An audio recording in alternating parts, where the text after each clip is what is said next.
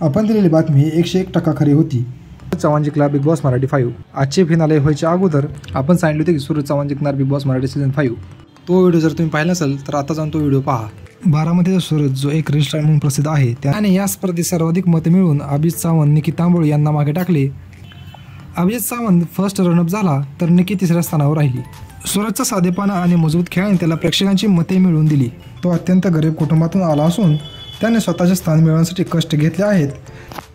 विजयपदासोबत सूरजला 14,60,000 रुपयाचे बक्षीस आणि 10 लाखाचे गिफ्ट वाउचरही मिळाले आहे आणि एक इलेक्ट्रिक स्कूटर मिळाली आहे. त्याच्या जीवनाचा प्रवास फारच आव्हानात्मक होता.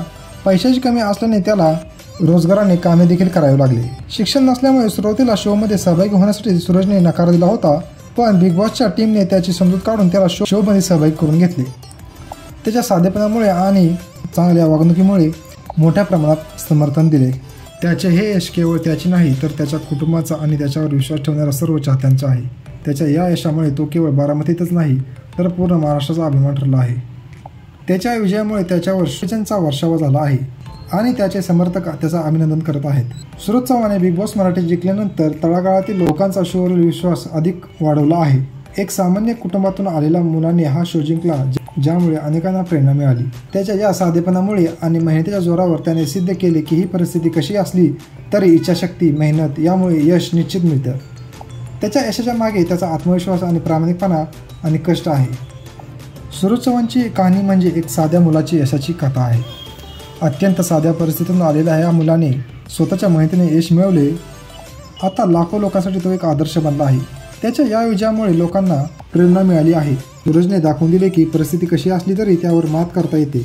त्याचा हा विजय त्याच्या मेहनतीचा आणि कुटुंबाच्या पाठिंब्याचा आहे. सूरजची लोकप्रियता टिकटॉक, सोशल मीडियावर वाढली होती आणि त्याच्या साध्या स्वभावामुळे प्रेक्षक त्याच्याशी जोडले गेले होते. अभिजितची पूर्वीची प्रसिद्धी त्याच्या विरोधात गेली असू शकते असे काही प्रेक्षकांचे मत आहे, कारण प्रेक्षकांना शोमध्ये नवीन संघर्ष पाहायला आवडतो. सूरजची लोकप्रियता त्याच्या साधेपणा, संघर्षमय जीवन तयार झालेली असल्याने त्याला अधिक लोकांनी मतं दिली.